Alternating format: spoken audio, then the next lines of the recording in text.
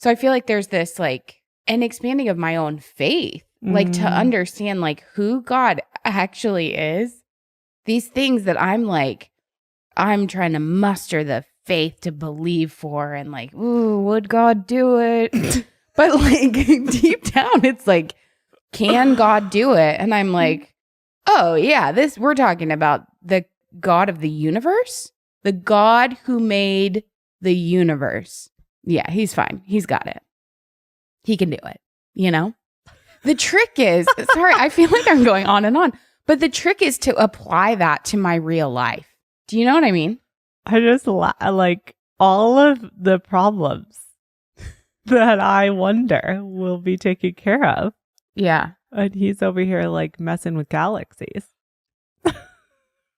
Jenna, can I please go off about like just a little bit of what I've learned? 1 minute. Okay. You have 1 minute. Okay, you guys. Our galaxy, okay, to understand the scale of it, if we shrunk our galaxy, the Milky Way, down to the size of the United States of America, are you leaving? This is fascinating. I wish.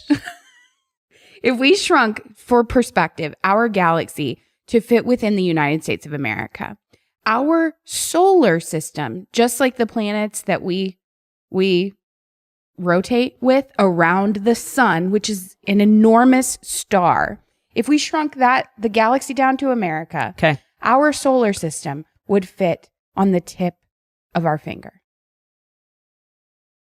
Our sun would be the size of a half of a red blood cell. We'll put the video down below. The video's insane. Where I learned this. Yes. Where I learned this, and I'm sending it to everyone I know. Yeah. If you want to know the scale of the Earth in the galaxy on the scale of the United States of America, it would be 1/3 the size of the coronavirus.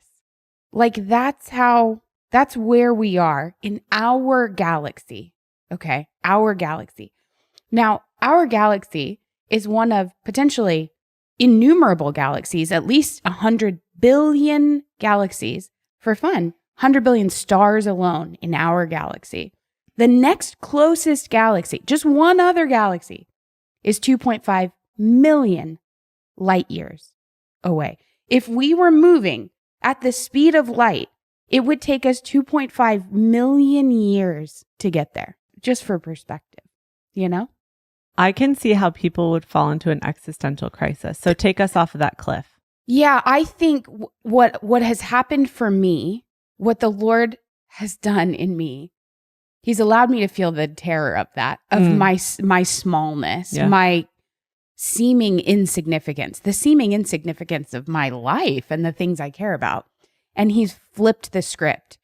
This scale is not about you. This scale is about me. This is how big I am. This is who I am. And the fact that I love you so much that I put on flesh and was born in time, in space, came to live like you, gave profound dignity to the human experience, all because of my love. When this is who I am, it's more about Him than it is about us. Wow. Do you know what I mean?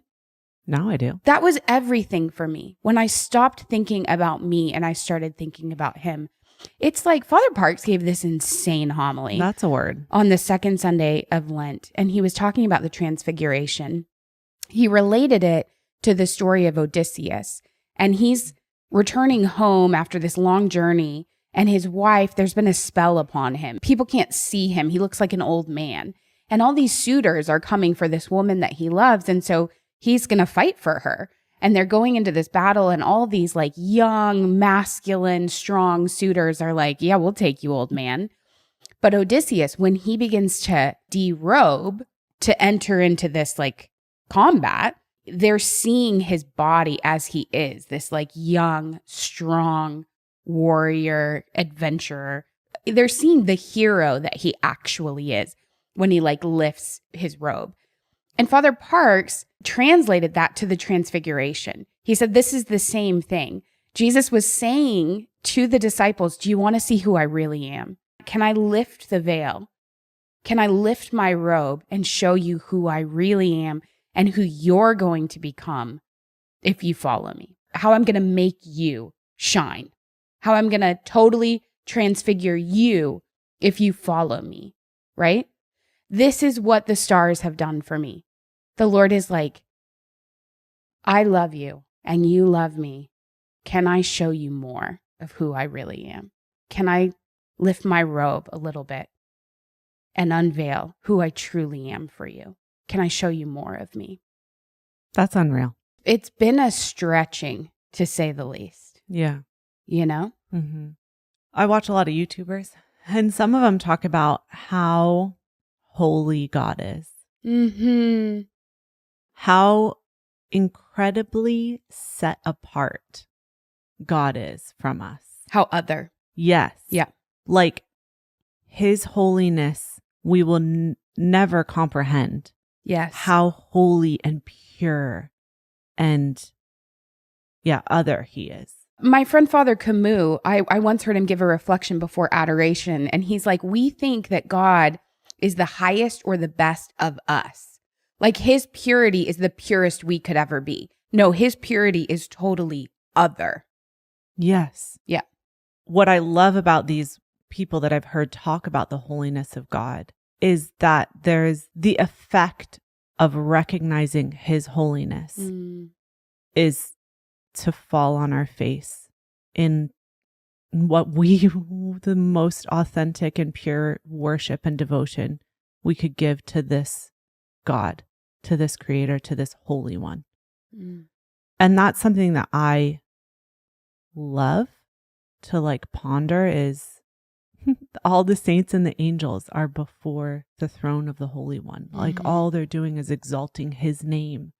And it's only about him and his holiness and like our offering of worship and devotion and affection to this Holy One who's all deserving of all of our love. Mm-hmm.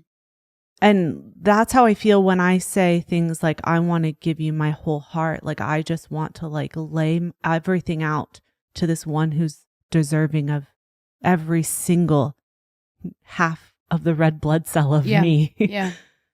I don't know how to wrap that up other than, I think we can get afraid of that on one hand or overwhelmed by it, or we can say, yeah, God, this is about you. Yes, that's it. Yeah. That's how we reconcile it. To realize who he actually is. For example, in this word, this characteristic of Jesus in Isaiah 53, the meekness of God, and that definition, just even the first part of the definition, quiet, gentle, easily imposed on, submissive. We're talking about the God who breathed the stars, 100 billion alone in our galaxy. And if we understood again the scale of that, like that God is willing to be quiet, gentle, easily imposed on, and submissive. He endures injury with patience and without resentment. When you understand who he is and then what he did, the right response, I think in a way, what we're describing, the terror of it, is a fear of God. Yes. That we're realizing the otherness of God. But his response to that is, no, I'm doing this for love of you because I love you. I'm condescending. I'm becoming small and meek. I'm putting on skin for you out of love for you. So the only response for us is worship. Yes. Is to give him back what he's given to us, which is everything. Yes. Yeah. Yeah, like the God who created at least 100 billion galaxies. Very good, Jenna. He bled Yeah. on a cross for our atonement to bring us back to him, to reconcile us to him so that we could live with him forever. Like he let us spit on him. Yeah. Despise him. Reject him. That's how undomineering God is. Do you know what I mean? Yes. He's not trying to control us. It's just love, just pouring out, literally his blood pouring out love. Come to me. Let me love you. Let me do it for you.